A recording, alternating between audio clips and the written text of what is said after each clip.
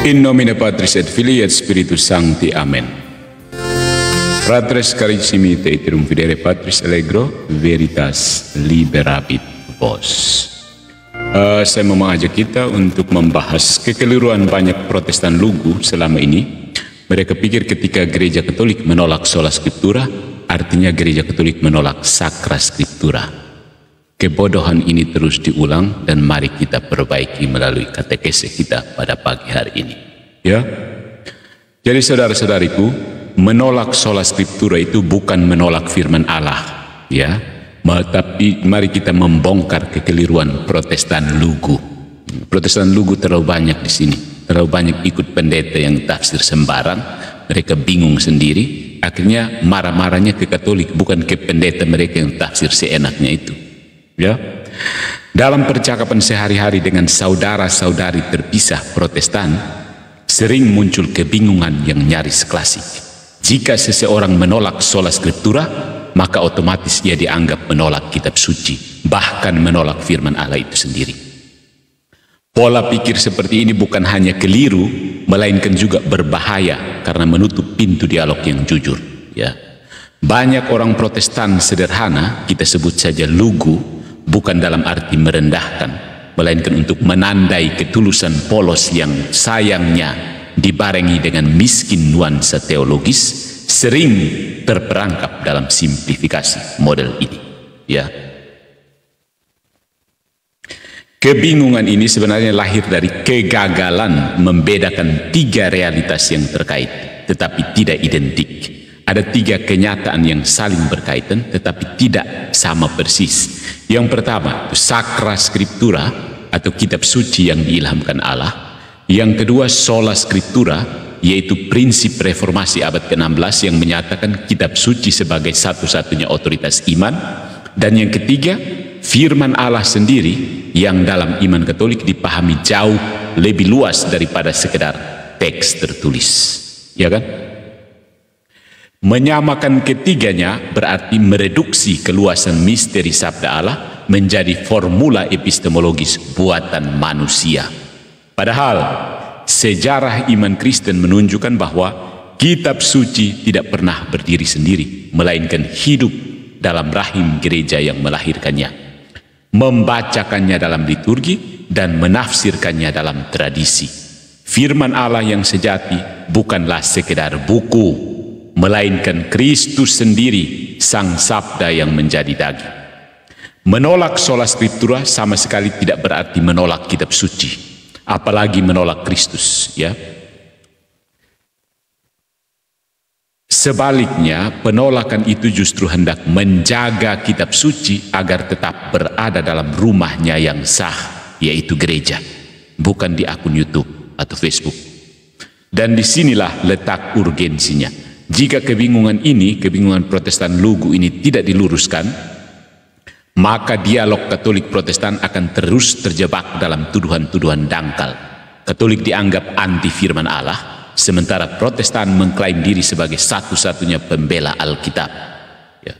Katekese ini mau membongkar kesalahpahaman tersebut, menunjukkan bahwa menolak sola scriptura bukanlah bentuk penolakan terhadap kitab suci, melainkan pembelaan atas keluasan dan kedalaman firman Allah itu sendiri. Ya.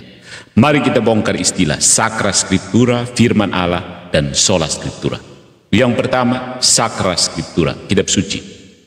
Kitab suci adalah kumpulan tulisan yang diilhamkan oleh Roh Kudus, ditulis oleh manusia, namun tetap mengandung kebenaran ilahi tanpa salah dalam hal yang menyangkut keselamatan. Jelas. Bagi umat Katolik, kitab suci bukanlah sekedar buku yang jatuh dari langit, melainkan buah dari perjalanan panjang iman gereja perdana. Gereja Katolik mengakui kitab suci sebagai firman Allah yang tertulis. Kitab suci, Katekismus Gereja Katolik nomor 81. Ingat, firman Allah yang tertulis. Penting dicatat bahwa kanon kitab suci tidak ditentukan oleh individu, entah itu Luther, entah itu Jerome, melainkan melalui proses konsili dan kehidupan liturgis gereja. Konsili Hippo 393 dan Kartago 397 serta kemudian pengakuan universal dalam Konsili Trente 1546 memastikan daftar kitab yang kita kenal sekarang. Tanpa otoritas gereja, kitab suci akan tetap berupa kumpulan tulisan yang saling baku naik.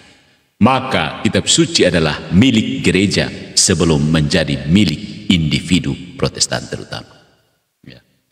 Yang berikutnya itu tadi itu Sacra Scriptura. Yang kedua itu firman Allah, Verbum Dei. Firman Allah jauh lebih luas daripada teks tertulis. Firman itu dalam iman Kristen adalah Kristus sendiri.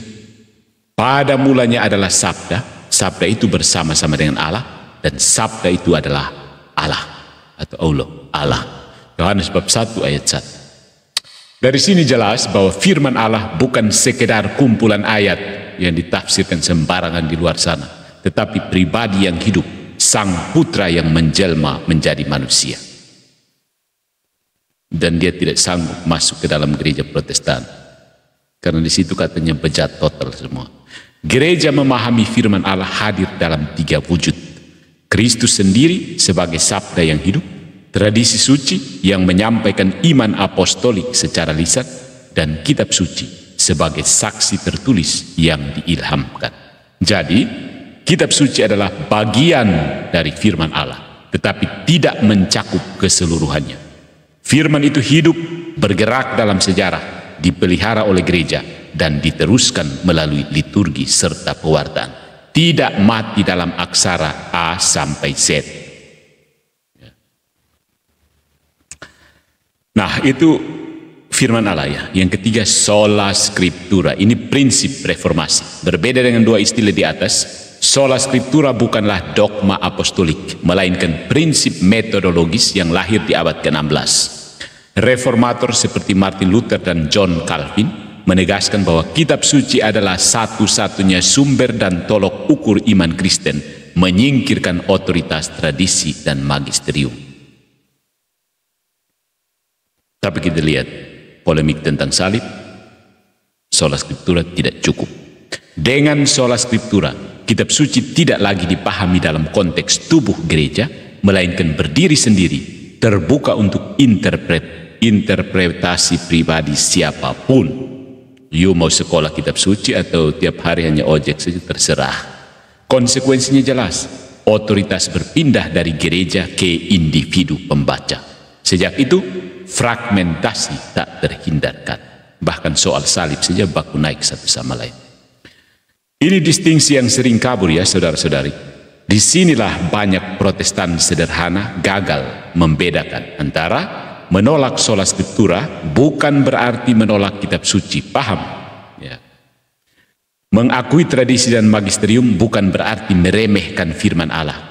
Dan justru dengan menolak reduksionisme sola scriptura, Gereja Katolik mempertahankan keluasan firman Allah yang mencakup Kristus, tradisi, dan kitab suci itu sendiri. Ya, lebih luas, lebih dalam, lebih lebar, seperti cinta Allah. Nah, mari kita address kesalahpahaman Protestan lugu. Yang pertama, pola pikir dikotomis hitam putih. Salah satu ciri khas Protestan lugu adalah cara berpikir dikotomis. Seolah hanya ada 2 pilihan, antara menerima sola scriptura atau menolak kitab suci sama sekali. Logika seperti ini menyerupai jebakan palsu, namanya false dilemma. Padahal dalam sejarah dan teologi ada ruang luas di antara 2 ekstrim itu. Gereja Katolik menolak sola scriptura, tetapi justru mengafirmasi kitab suci sebagai bagian integral dari iman. Ya. Pola pikir hitam putih ini lahir dari kebiasaan teologis reformasi yang menekankan sola. Hanya iman, hanya rahmat, hanya kitab suci, hanya Protestan saja. Ya. Bagi umat sederhana yang tidak terbiasa dengan nuansa historis teologis, semboyan ini berubah menjadi slogan absolut. Kalau tidak menerima hanya kitab suci, berarti anti kitab suci. Kelihatan meyakinkan ya, sampai orang tahu belajar logika. Ada kebingungan antara otoritas tertinggi dan satu-satunya otoritas. Ya. Tidak tahu posisi Protestan apa. Kadang bilang otoritas tertinggi, kadang bilang satu-satunya otoritasnya. Terakhir pendeta-pendeta yang sibuk bakalai. Ya. Dalam diskursus Katolik, kitab suci memiliki otoritas tertinggi sebagai firman Allah tertulis, tetapi bukan satu-satunya otoritas. Otoritas itu hidup dalam simfoni bersama tradisi dan magisterium. Tapi bagi Protestan lugu, istilah otoritas tertinggi otomatis disamakan dengan satu-satunya otoritas. Akibatnya, begitu Katolik mengakui tradisi dan magisterium, mereka menuduh Katolik merampas kedudukan kitab suci. Kalau pendeta mereka merampas tidak apa-apa, yang penting pendeta asal bukan Katolik. Padahal logikanya sederhana. Mengakui ada otoritas lain yang berasal dari sumber yang sama tidak berarti menurunkan martabat kitab suci. Kenapa sekarang semua misalnya balik ke Deking Gadas, tidak baca kitab suci lagi? Ya. Aneh kan? Tapi nyata. Sama seperti dalam ini apa? Dalam pemerintahan ya. Misalnya di Indonesia. Konstitusi itu hukum tertinggi. Tetapi pengadilan dan parlemen tetap memiliki fungsi otoritatif. Tanpa keduanya, konstitusi akan kehilangan daya hidup dalam masyarakat. Bayangkan setiap orang ambil KUHP lalu tafsir sendiri dan pergi buat pasal-pasal. Rame kacau balau. Dan itulah yang memang terjadi di kekristenan ala Protestan. Hanya soal salib seheboh satu kampung Indonesia. Yang ketiga, tuduhan yang muncul dalam debat sehari-hari. Kesalahpahaman ini sering muncul dalam bentuk tuduhan dangkal. Katolik tidak percaya Alkitab karena mereka juga percaya tradisi. Gereja Katolik menolak firman Allah demi ajaran manusia. Kalau kamu menolak sola scriptura berarti kamu menolak sabda Tuhan. Tidak.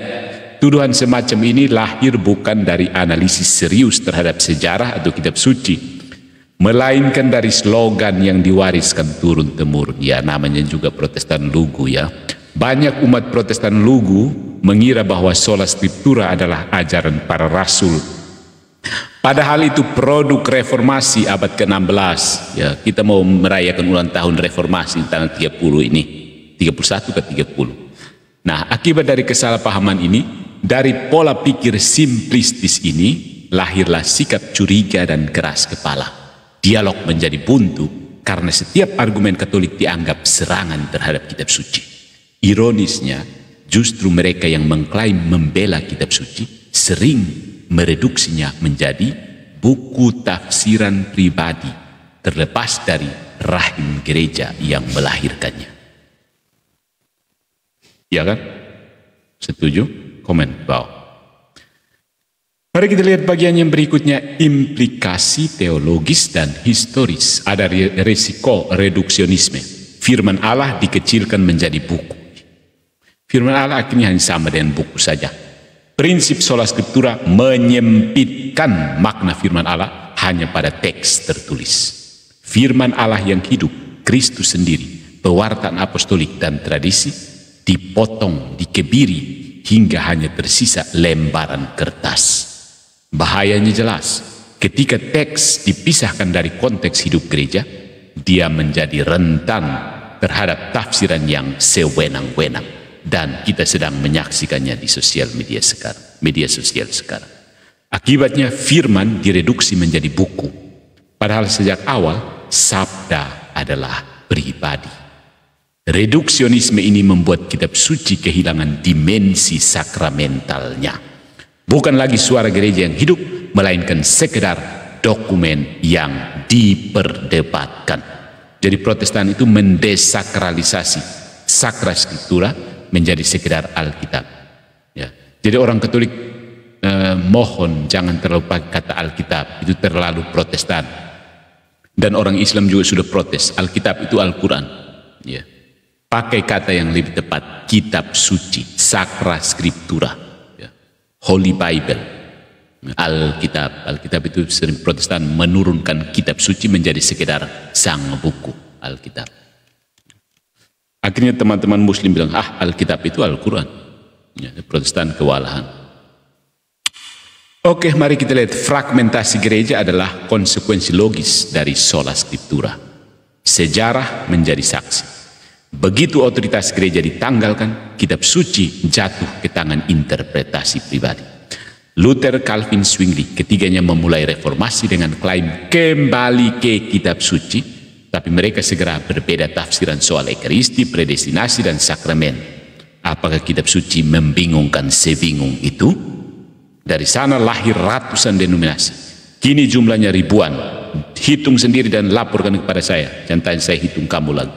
Dengan doktrin yang saling baku naik bertentangan sana sini, tetapi semuanya mengklaim bersandar pada kitab suci. Ini kitab suci atau kitab pengacau, ya? Buang sudah itu kitab suci yang mengacaukan seperti itu. Jadi fragmentasi ini bukan kecelakaan, tetapi konsekuensi logis dari sola scriptura. Tanpa otoritas penafsir tunggal, setiap individu atau komunitas merasa berhak menyebut tafsirnya sebagai suara firman. Edis bilang dia punya itu Roh Kudus. Di Soviet itu juga bilang Roh Kudus. Degaras juga bilang Roh Kudus. Jadi sekarang hanya siapa teriak paling kuat bidat, dia yang akan diperhatikan.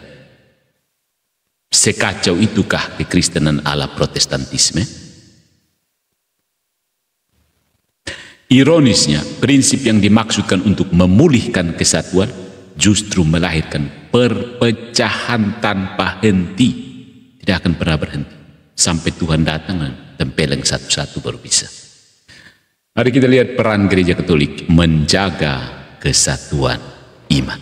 Gereja Katolik menolak reduksionisme dan fragmentasi itu dengan mengafirmasi 3 pilar: kitab suci, tradisi, dan magisterium. Tripod yang kokoh. Kitab suci adalah pusat pewartaan, dibacakan dalam liturgi, direnungkan dalam teologi, dan menjadi sumber doa umat. Bukan untuk dihafalkan, lalu dicomot dan diadu di dalam perdebatan akun YouTube. No. Yang kedua, tradisi hidup dari generasi ke generasi, menyampaikan apa yang tidak seluruhnya tertulis. Lihat 2 Tesalonika bab 2:15. Ini mengafirmasi misteri inkarnasi. Firman Tuhan masuk ke dalam sejarah manusia. Dan yang ketiga, magisterium. Otoritas mengajar gereja, menjaga agar iman tetap satu dan utuh. Ya, bukan tafsir bebas tanpa arah. Inilah sebabnya gereja Katolik bukanlah musuh kitab suci. Justru gereja yang melahirkan, mengafirmasi, dan menjaga kitab itu agar tetap diakui sebagai firman Allah yang utuh. Nah, apa dampak pastoral dan ekumenisnya? Implikasi kesalahpahaman terhadap sola scriptura tidak hanya teologis, tetapi juga pastoral. Banyak umat Protestan menaruh kecurigaan terhadap Katolik hanya karena tidak memahami distingsi ini. Dalam dialog ekumenis, salah satu tugas utama adalah meluruskan bahwa Katolik bukan anti firman, melainkan pro firman dalam arti yang jauh lebih kaya dari reduksionisme ala Protestan. Ya. Mari kita lihat apologi Katolik menolak sola scriptura tapi merangkul firman Allah. Ya. Pertama, dari dasar biblis, ya, kitab suci sendiri sebenarnya menolak sola scriptura. Ironis tapi jelas. Kitab suci sendiri tidak pernah mengajarkan sola scriptura. Justru sebaliknya, Alkitab menunjukkan bahwa sabda Allah disampaikan baik secara tertulis maupun lisan. 2 Tesalonika bab 2:15. Sebab itu berdirilah teguh dan peganglah ajaran-ajaran yang kamu terima dari kami, baik secara lisan maupun secara tertulis. Paulus dengan tegas menyetarakan tradisi lisan dengan tulisan. Yohanes 21:25, Yohanes mengakui banyak perbuatan Yesus tidak ditulis. Jadi menutup diri pada yang tertulis doang berarti menolak sebagian besar pewahyuan Kristus. 1 Timotius bab 3:15, Paulus menyebut gereja sebagai tiang penopang dan dasar kebenaran. Bukan kitab suci yang disebut demikian, melainkan gereja. Jelas kan? Dengan kata lain, kitab suci sendiri menunjuk keluar dari dirinya ke tradisi hidup gereja. Jadi kita bisa mulai asumsi dengan sola scriptura, tapi ketika kitab suci menyuruh kita pergi ke gereja, ya move on sudah ke gereja. Bertahan mati-mati di kitab suci, akhirnya bingung sendiri. Mari kita lihat dasar historis. Gereja perdana tidak mengenal sola scriptura, tidak ada. Para bapak gereja awal memahami iman sebagai kesatuan kitab suci, tradisi, dan otoritas gereja. Irenaeus dari Lyon menegaskan bahwa kebenaran iman terpelihara dalam suksesi para uskup, bukan hanya dalam teks tertulis. Athanasius menekankan bahwa kitab suci cukup, tetapi selalu ditafsirkan dalam gereja, bukan secara individual melalui akun YouTube.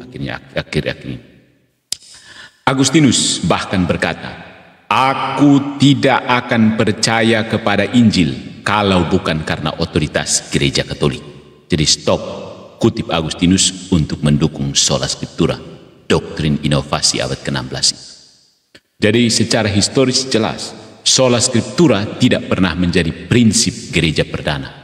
Dia baru muncul di abad ke-16 dalam konteks reformasi, atau lebih tepatnya deformasi. Nah, sebenarnya kita tidak cuma kutip Alkitab saja. Secara filosofis ada kerapuhan epistemologi dalam sola scriptura. Tidak bisa sampai sini, tidak bisa berdiri teguh. Ya, ini pertanggungjawaban terhadap seorang ateis yang mungkin bertanya-tanya, kenapa tidak sola scriptura kayak Protestan? Secara filosofis, sola scriptura runtuh karena meniadakan prinsip otoritas yang konsisten. Jika setiap individu bebas menafsir kitab suci, maka kebenaran bergantung pada subjektivitas. Itu berarti iman tidak punya fondasi epistemologis yang kokoh. Cara mencapai pengetahuan yang benar itu bergantung. You dari aliran mana, kakak, begitu. Cabang batu putih kok, cabang ini, ayo. Biar cabang oin lasi sekakak. Thomas Aquinas menekankan bahwa iman membutuhkan otoritas yang tidak bisa salah, autoritas non erans, agar akal manusia dapat menerima kebenaran ilahi dengan pasti. Tanpa otoritas gereja, sola scriptura jatuh pada relativisme. Setiap orang menjadi paus bagi dirinya sendiri. Ramai sekarang di Komel itu masing-masing paus mencoba mempromosikan dirinya. Jadi paus-paus Protestan sekarang menjual dirinya lewat komal-komal TikTok, ya. Itu yang Pat Selegros sempat amat. Banyak orang Protestan mencoba menjual diri sebagai paus, mempromosikan diri sebagai paus Protestan melalui komal-komal TikTok. Murahan sekali ya kekristenan ala Protestan. Nah, ada dasar praktis liturgi dan kehidupan umat, ya. Sejak abad pertama, kitab suci dibacakan dalam liturgi bersama, bukan untuk tafsir individual. Tradisi doa, pengakuan iman, dan ajaran para uskup menjaga kesatuan makna. Katolik menolak sola scriptura, membuangnya ke tempat sampah, tempat yang sesuai, cocok, mencukupi, justru agar kitab suci tetap dihayati secara penuh, bukan dipreteli menjadi potongan ayat sesuai selera pribadi. Ya. Sampai sekarang gereja Katolik menempatkan kitab suci di jantung hidupnya.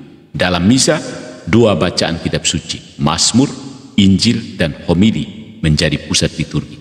Konsili Vatikan II menegaskan bahwa kitab suci adalah jiwa teologi, anima theologiae, dan katekismus dibangun di atas jalinan kitab suci, tradisi, dan magisterium. Bahkan liturgi resmi doa harian dalam gereja Katolik itu membaca kitab suci sebagai bentuk doa yang paling sempurna. Salatnya orang Katolik yang wajib dilakukan oleh para imam, klerus, biarawan, dan biarawat. Di Protestan ada. Jadi, menolak sola scriptura tidak pernah berarti menolak kitab suci. Justru inilah cara gereja menjaga agar kitab suci, bukan Alkitab, tetap menjadi firman Allah yang hidup, bukan sekedar dokumen mati yang diobok-obok sesuai dengan pengetahuannya S25 Ultra atau Oppo versi oprekan. Saudara-saudari, ada analogi dan retorika. Ya, ini semacam untuk menggambarkan secara bayangkan sebuah orkestra besar, ya. Pernah nonton musik klasik atau tidak? Partitur musik itu adalah kitab suci, partiturnya. Tradisi performa, tradisi bagaimana membawakannya itu misalnya Wiener core, kenapa? Pokoknya masing-masing grup performer itu ada dia punya tradisinya, gaya memberikan. Tradisi performer itu cara memainkan, teknik, gaya, itu tradisi gereja. Kemudian konduktornya adalah magisterium yang memastikan semua pemain tetap harmonis. Nah, masalahnya kamu pernah nonton ini orkestra klasik, tidak? Kalau hanya ada partitur tanpa konduktor dan tradisi performa, apa yang terjadi?